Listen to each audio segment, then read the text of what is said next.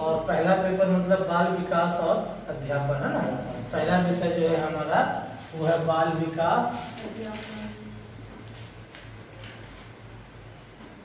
और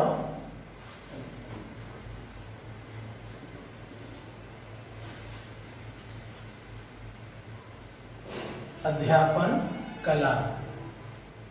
बाल विकास ये 30 मार्क्स का आता है सीटेट में। इसके अंदर ये 30 मार्क्स जो है 2 भागों में बटा हुआ है। एक भाग है बाल विकास, ये 15 मार्क्स है, और ये है अध्यापन कला मतलब टीचिंग एप्टीट्यूड, ये भी 15 मार्क्स है। ये हम लोगों ने जान लिया था। अब ये बाल विकास के अंदर जो बातें हैं, इसके अंदर हम लोगों को थ्योरी पढ़ना है। चाइल्ड डेवलपमेंट से रिलेटेड थ्योरी को पढ़ना है।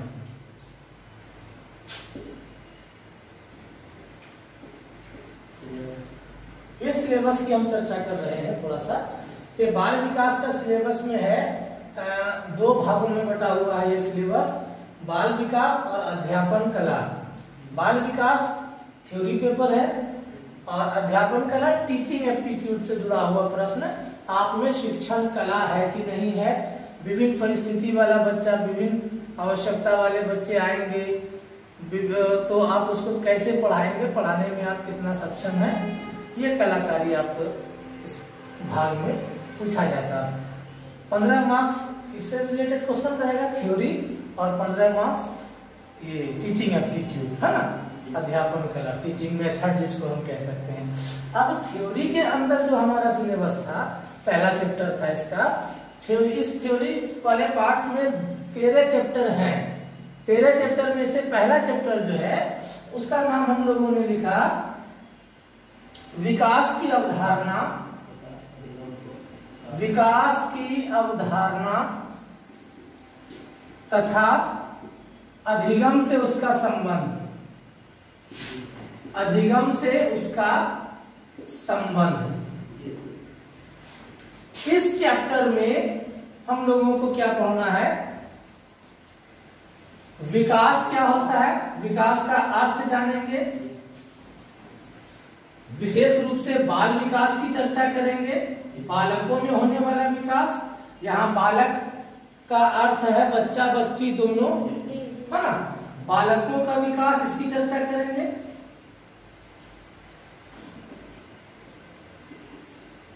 कि बालकों का विकास कैसे होता है, विकास कहते किसको है ना, विकास का अर्थ क्या होता है, और वह विकास बालकों में किस किस आयु में किस किस प्रकार से होता है, विकास से संबंधित कौन कौन से तथ्य हैं, उन सारे तथ्यों को इस चैप्टर में हम लोगों को पढ़ना है। और साथ ही साथ विकास से जुड़े हुए विभिन्न मनोवैज्ञानिकों के सिद्धांत, विचार, है ना, उसको भी हमें इसी थ्योरी पेपर के अंदर पढ़ना है। एक चैप्टर हम लोगों ने शुरुआत की है, ये पहला चैप्टर विकास की अवधारणा तथा अधिगम से उसका संबंध।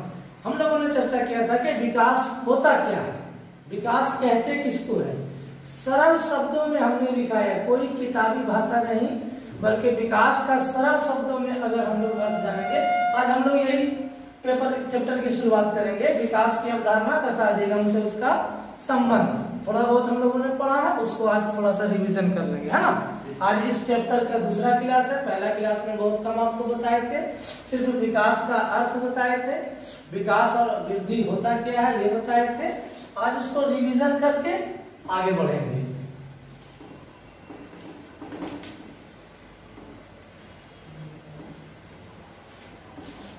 तो विकास के बारे में हम लोगों ने जाना था कि यहाँ पर बाल विकास के संदर्भ में, बच्चों के विकास के संदर्भ में विकास का क्या अर्थ है। यूं तो विकास का मतलब होता है परिवर्तन। प्लास्टिक का चेयर के पहले लकड़ी का चेयर होता था, अब प्लास्टिक का चेयर आने लगा, ये उसका परिवर्तन हुआ, ये उसका बदलाव हुआ, है ना। उसके बाद इस पर गद्दा बन गया, चेयर पर गद्दा लगने लगा, ये भी उसका परिवर्तन हुआ। समझ में आ रही है बात। यहाँ पर बात होगी सिर्फ बच्चों के विकास की, कि बच्चों में कौन कौन सा परिवर्तन होता है। विकास समानार्थक शब्द हम यहाँ पर कह सकते हैं कि विकास का समानार्थक शब्द परिवर्तन से है। ठीक है, तो विकास क्या है, तो कहेंगे बालकों में होने वाले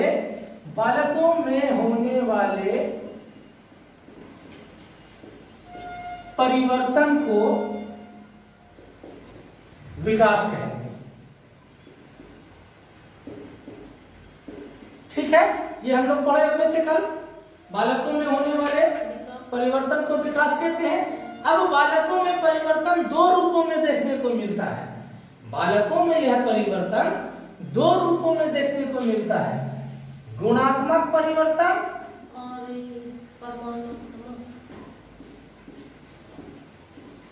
और परिमाणात्मक परिवर्तन।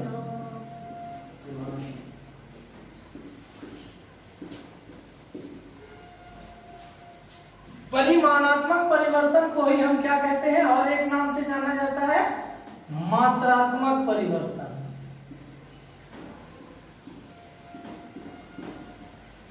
ये गुणात्मक परिवर्तन क्या है और परिमाणात्मक परिवर्तन क्या है, इसकी भी चर्चा हो चुकी है, लेकिन आज थोड़ा सा रिवीजन के रूप में कर लिया जाए कि गुणात्मक परिवर्तन क्या है और ये मात्रात्मक परिवर्तन क्या है। मात्रात्मक परिवर्तन या परिमाणात्मक परिवर्तन से अर्थ ये होता है कि मात्रा, भार, लंबाई, चौड़ाई, संख्या, है ना, आदि में परिवर्तन को मात्रात्मक परिवर्तन कहेंगे।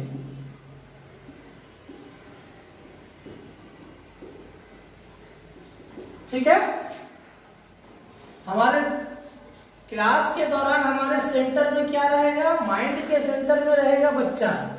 बच्चे का डेवलपमेंट कैसे होता है ना। हम लोगों ने पढ़ा डेवलपमेंट क्या है, बच्चे का डेवलपमेंट क्या है ना, चाइल्ड डेवलपमेंट क्या है, तो चाइल्ड में, बच्चों में होने वाला परिवर्तन। अब यह परिवर्तन दो तरीके का होता है, एक तो मात्रात्मक परिवर्तन होता है। अब ये मात्रात्मक परिवर्तन बच्चे में क्या है सर, तो बच्चे के शरीर की जो लंबाई बढ़ती है, तो ये उसकी लंबाई में परिवर्तन हो रहा है।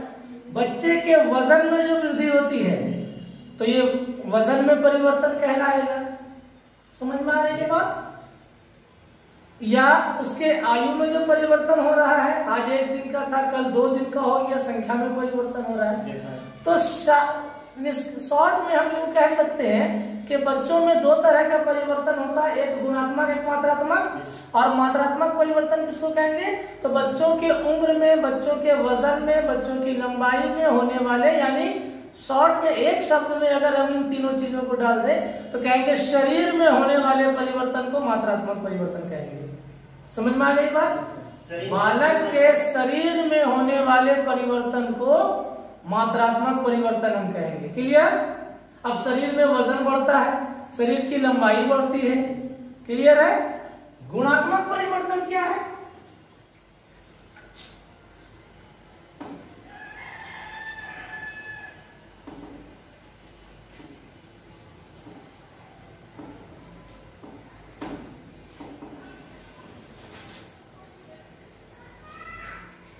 गुणात्मक परिवर्तन बच्चों के गुणों में परिवर्तन, है ना, बालक के गुणों में परिवर्तन।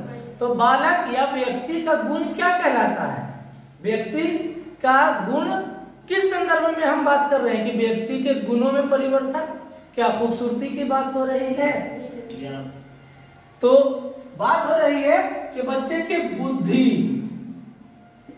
भाषा, बुद्धि, ज्ञान, जो भी कहिए, है ना, भाषा, सामाजिक, संवेग, संवेगात्मक, नैतिक,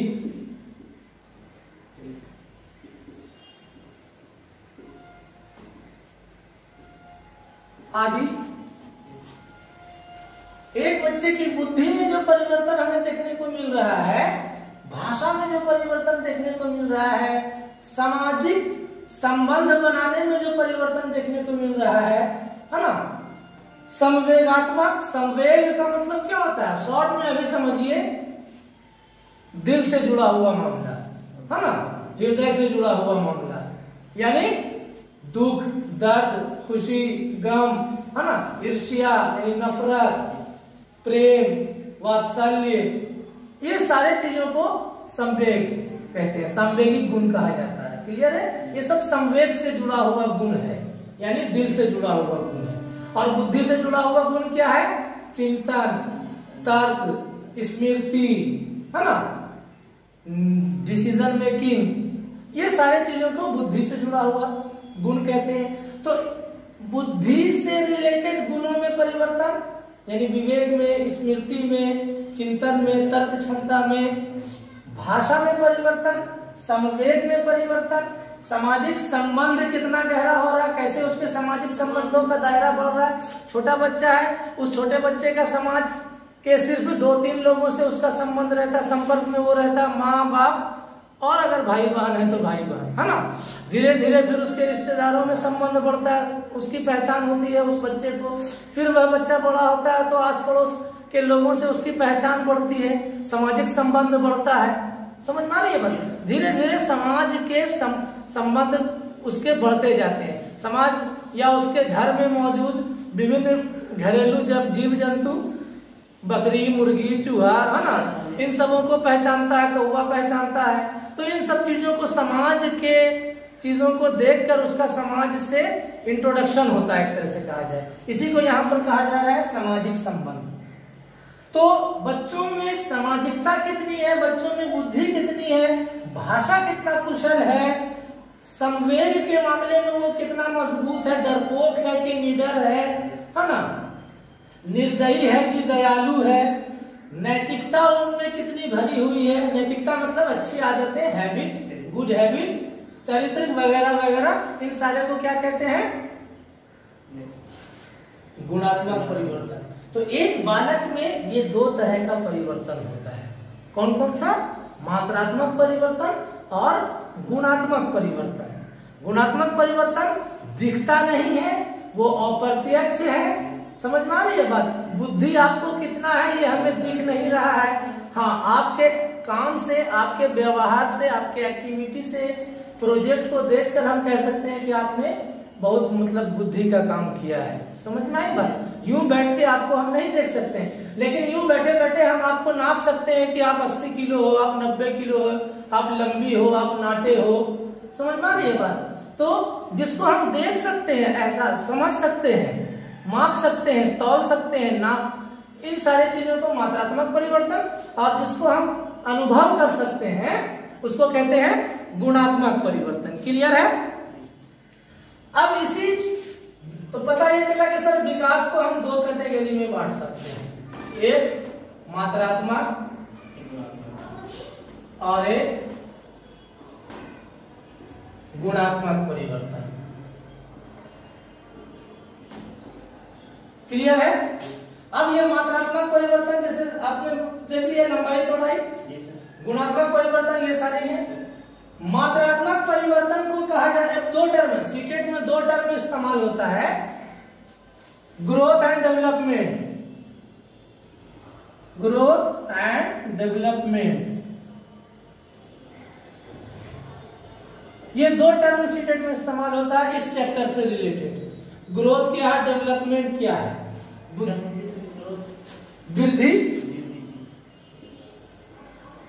और development Vikas, growth and development. आइए अब यहाँ ये जो मात्रात्मक परिवर्तन बच्चों में हमने देखा, वजन वगैरह में बढ़ोतरी, इसी मात्रात्मक परिवर्तन को वृद्धि कहा जाता है, या कहीं कहीं आपको अभिवृद्धि भी लिखा हुआ मिलेगा, अभिवृद्धि। और गुणात्मक परिवर्तन को विकास से इंडिकेट किया जाता है। समझ में आ गई बात। यूं कहा जाए विकास के अंदर वृद्धि शामिल है, क्योंकि विकास का मतलब होता है हर क्षेत्र में परिवर्तन।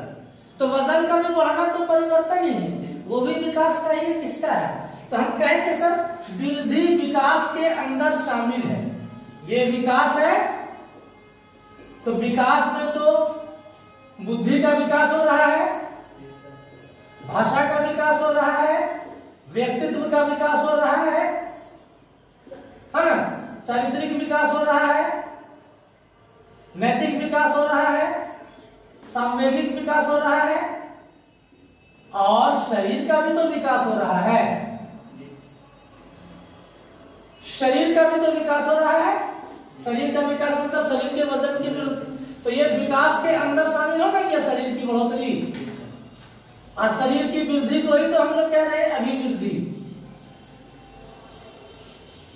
एग्जाम्पल हमने दिया था कि ताड़ का गाछ लंबा होता है लेकिन हमेशा वो नहीं बढ़ता रहता है, एक निश्चित समय अवधि पर जाकर वो रुक जाता है। हमारी आयु बढ़ती रहती है लेकिन हमारी लंबाई एक निश्चित उम्र तक ही बढ़ती है। समझ में आ रही है बात? अब उसमें परिपक्वता आती है, ठीक है।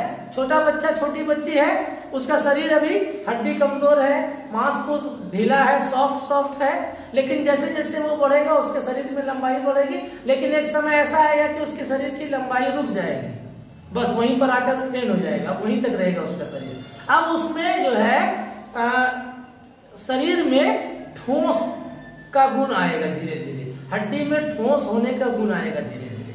समझ में आ गई बात? वृद्धि और विकास को समझ गए। अब हम लोगों ने 2 पॉइंट पढ़ा था कि वृद्धि और विकास में फर्क क्या है। मुख्य रूप से 2 पॉइंट पर हम लोगों ने नजर डाला था कि वृद्धि और विकास, वृद्धि यानी अभिवृद्धि भी हम कहेंगे, अभिवृद्धि और विकास, इसमें 2 फर्क है। फर्क सबसे बड़ा फर्क क्या है? 2। पहला आप लोगों को हमने लिखाया था कि वृद्धि एक मात्रा, क्या बोले? एक मात्रात्मक परिवर्तन है।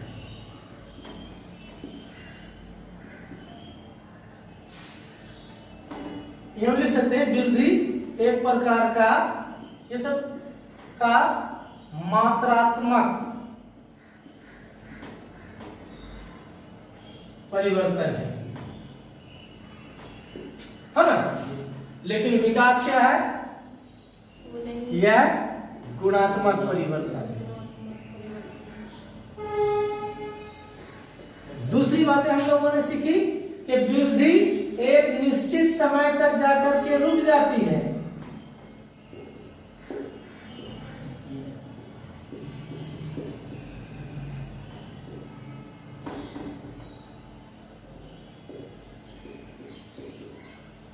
और विकास निरंतर होते रहता है।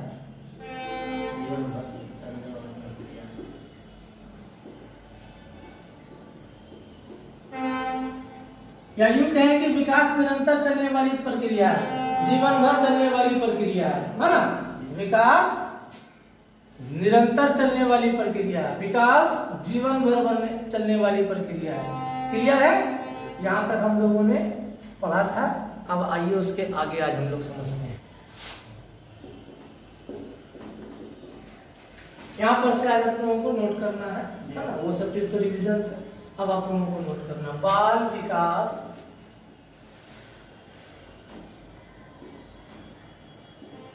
के क्षेत्र,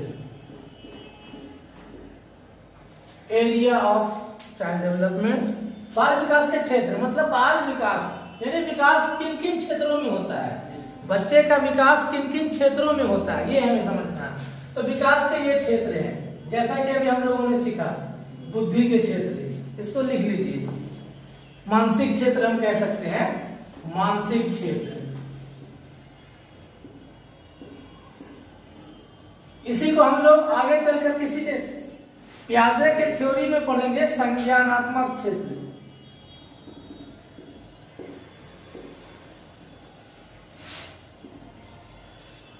दूसरा सामाजिक क्षेत्र, क्षेत्र भी लिख सकते हैं या विकास लिख सकते हैं। क्षेत्र लिखिए या विकास लिखिए, एक ही बात है समझने के लिए।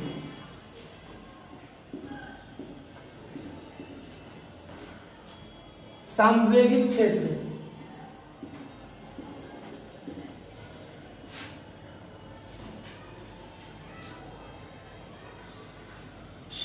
नैतिक क्षेत्र,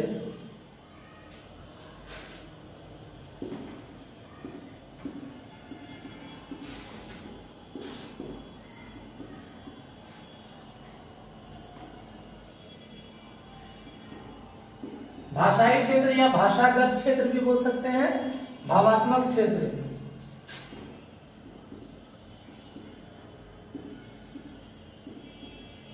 ये भावात्मक और संवेग दोनों एक ही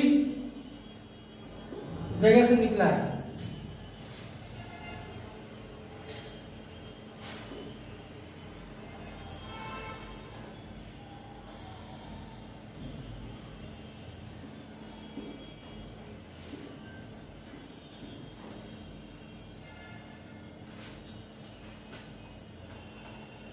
आगे भी लिख सकते हैं। व्यावहारिक और व्यक्तित्व दोनों एक ही चीज है।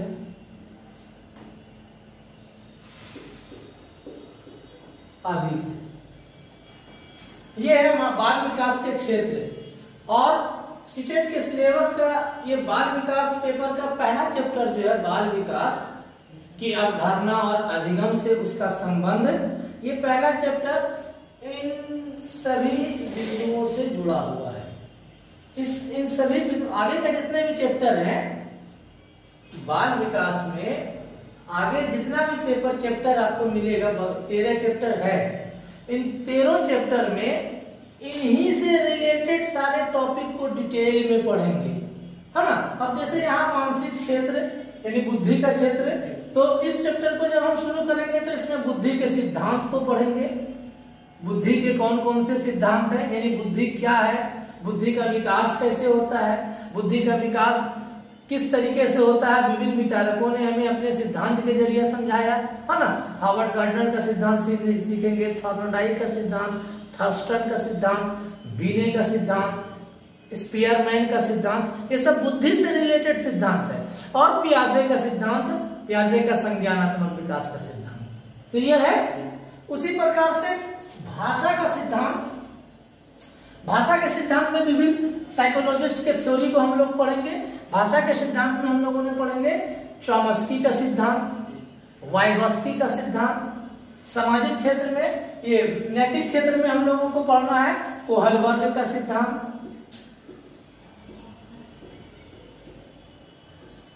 इसमें चॉम्स्की का पढ़ेंगे और थोड़ा वाइगॉस्की भी पढ़ेंगे। संज्ञानात्मक में हम लोगों को पियाजे का पढ़ना है, पियाजे का सिद्धांत। नैतिक विकास में कोहलबर्ग को पढ़ना है। व्यक्तित्व विकास सिगमंड फ्राइड को पढ़ना है, सिगमंड फ्राइड के सिद्धांत को पढ़ना है, ठीक है। ये मुख्य रूप से ये सांवेगिक विकास कौन कौन हुए, मानसिक विकास, ठीक है। ये इतने ये सब जितने भी मनोवैज्ञानिक का नाम हमने यहाँ लिखा, ये सारे आपको आगे के चैप्टर में मिलेंगे। चैप्टर नंबर 3, चैप्टर नंबर 4, है ना, इन सारे चीजों में आपको मिल जाएगा। आगे के चैप्टर में इन सबको स्पेशली पढ़ेंगे। चैप्टर नंबर 3 देखिएगा, चैप्टर नंबर 3 नहीं 5 में, चैप्टर 5 में पियाजे, कोहलबर्ग, वाइगॉस्की तीनों को एक साथ पढ़ना है। पियाजे को, जीन पियाजे को, कोहलबर्ग को और वाइगॉस्की को एक साथ पढ़ना है, समझ में आएगा। उसी प्रकार से व्यक्तित्व विकास में, यहाँ आगे चैप्टर है व्यक्तित्व विकास, उसमें हम लोगों को पढ़ना है सिगमंड फ्राइड के सिद्धांत और भी बहुत सारे सिद्धांत है। ये जो नाम हमने लिखा है, ये सीटेट का समझ लीजिए कि एकदम मेन रोल है। सीटेट में इन पांचों का मेन रोल है। अभी सीटेट का परीक्षा जो अभी दिए हैं दिसंबर और जनवरी में ऑनलाइन, उनसे पूछिए अगर कोई साथी संपर्क में मिले तो यही पांचों का नाम वो लेंगे कि हाँ इससे रिलेटेड तो सवाल आता है, हर बार आता है, क्लियर है। इन सारे थ्योरी को आपको बहुत ही सिंसियर होकर पढ़ना है, कोई भी पॉइंट इसका छोड़ना नहीं, पूरा डीप पढ़ेंगे क्योंकि सरल क्वेश्चन नहीं देता है। पियाजे के थ्योरी से रिलेटेड क्वेश्चन जो पढ़े हुए रहेंगे डीपली वो उनको समझ में आता है कि ये कितना जो है डीप से क्वेश्चन पूछता है। क्वेश्चन रहता है घुमा घुमा कर पूछने की आदत है। चलिए यहाँ तक लेते हैं, उसके आगे बढ़ते हैं फिर विकास की। अब हम लोग बात करेंगे बाल विकास की अवस्थाएं। बाल विकास की अवस्थाएं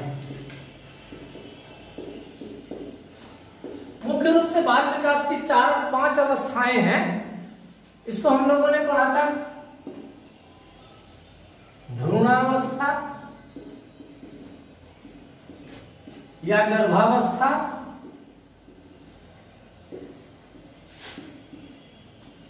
उसके बाद है शैशवावस्था,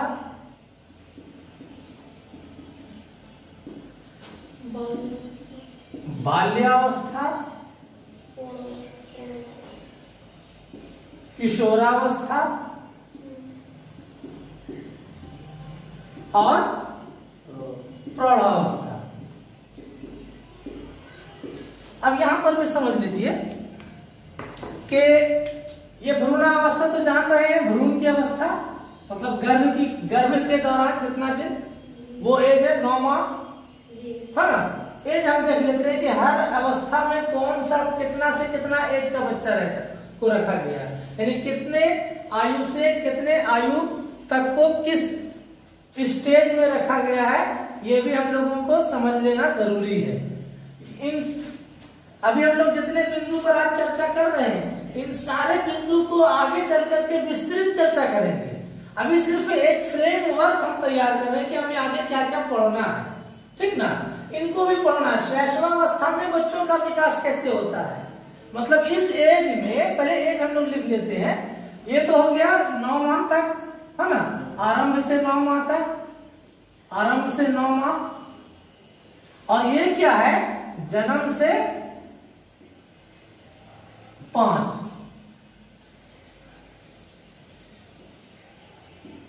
उसके बाद ये है 6 से 12,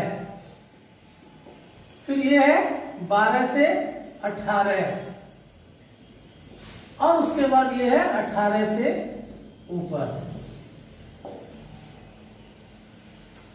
सर क्वेश्चन आएगा किशोर अवस्था की कितने उम्र तक किशोर अवस्था होती है? हाँ, ये 12 से कॉलेज में बताया 12 से या 13 से 20 तक और 21 तक होता है। हाँ, वो भी सही सिद्धांत मतलब जो बताया है, इसमें आपको भेद मिलेगा। आपको यहाँ पर 12 से 13 भी लिखा हुआ रह सकता है, ये 18 से 20 भी लिखा हुआ रह सकता है, 18 से 21 भी लिखा हुआ रह सकता है, यानी 12 से 21 भी कोई लिख सकता है ना। एक मतलब सबका अलग दृष्टिकोण लेकर के एक एवरेज एज यहाँ सेट किया गया है कि 0 से 5 साल तक शैशवावस्था। अब गौर कीजिएगा, जब आगे पढ़िएगा तो शैशवावस्था 5 साल तक थोड़ी ना होता है। 5 साल में तो बच्चा स्कूल जाने लगता है ना। 4 साल के बाद बच्चा स्कूल चले जाता है। शैशवावस्था का तो मतलब होता है नन्नू बाबू गोदी में है, चल रहा है, उड़क रहा है, समझ में आई बात। लेकिन नहीं, इंसान के इस एज को इतने मतलब कि एवरेज में, रेट में, वर्ष में बांट दिया गया, एवरेज आयु है ये निकाला गया। इसमें हम लोग जैसे जैसे आगे इस पॉइंट को डिटेल पढ़ना शुरू करेंगे तो आपको पता चल जाएगा किस उम्र तक लेना है। अब आइए, इसमें हम लोगों को किशोरा या प्रौढ़ावस्था को नहीं पढ़ना है। सीटेट की तैयारी आप कर रहे हैं, पेपर 1 की तैयारी कर रहे हैं, पेपर 1, 1 to 5 अगर है तो आपको कितने साल तक के बच्चे को पढ़ाना है, कितने क्लास तक के बच्चों को पढ़ाना है? 5 तक के बच्चों को पढ़ाना है। 5 तक के बच्चे मतलब 10 बरस तक के बच्चे, तो 10 बरस तक के बच्चे कहाँ तक आ गए? बाल्यावस्था, है ना। 6 बरस में पहली कक्षा, है ना, 7 बरस में दूसरी कक्षा, 8 बरस में तीसरी कक्षा, 9 बरस में चौथी कक्षा, 10 बरस में। पता ये चला कि जो पेपर 1 सीटेट की तैयारी कर रहे हैं उनको सिर्फ बच्चों के विकास के ये 3 ही स्टेज को पढ़ना है ना। बाल्यावस्था, जन्मावस्था मतलब गर्भावस्था, पेट के अंदर बच्चे का विकास कैसे होता है ये हमें पढ़ना है। पैदा होने के बाद 5 साल तक बच्चों में कौन कौन से विकास यानी कौन कौन से परिवर्तन हमें देखने को मिलते हैं ये हमें समझना है। फिर उसके बाद 5 साल से लेकर के 12 बरस तक, यहाँ 5 भी कर सकते हैं, 5 से 12 या 6 से 12 जो भी हो, 5 से 6 यहाँ कुछ भी लिखा जा सकता है। ये मैटर नहीं करता है। लेकिन अगर आप सीटेट पेपर 2 की परीक्षा दे रहे हैं तो इसका मतलब आप 6 to 8 तक के बच्चे को पढ़ा रहे हैं, तो वो किस उम्र तक चला गया है? 5 साल का बच्चा, 5 क्लास का बच्चा 10 बरस का था, तो 6 क्लास का बच्चा 11 बरस, 7 क्लास का बच्चा 12 बरस, 8 क्लास का बच्चा 13 बरस, हाँ। तो कोई 14 बरस में भी रहता है, कोई 15 बरस तक भी रहता है। तो ये किशोरावस्था आपके पास आ जाता है, ठीक है। उनको किशोरावस्था तक को पढ़ लेना है, यानी इस एज तक बच्चों में किस किस टाइप का परिवर्तन हमें देखने को मिलता है, बुद्धि का, संवेग का, चरित्र का, व्यक्तित्व का, व्यवहार का, भाषा का, इन सारे में किस टाइप से बदलाव होता है, इसका मतलब टर्म जो है समझना हम लोगों को जरूरी है। क्लियर है? चलिए, ये है बाल विकास की अवस्थाएं। मानव के विकास को, बच्चों के विकास को कितनी अवस्थाओं में बांट दिया गया है? इतनी अवस्थाओं में बांट दिया गया है ना। चलिए आगे बढ़ते हैं। अब अगला बिंदु है विकास के सिद्धांत। अब अगला बिंदु हम लोग पढ़ने वाले हैं विकास के सिद्धांत या बाल विकास के सिद्धांत।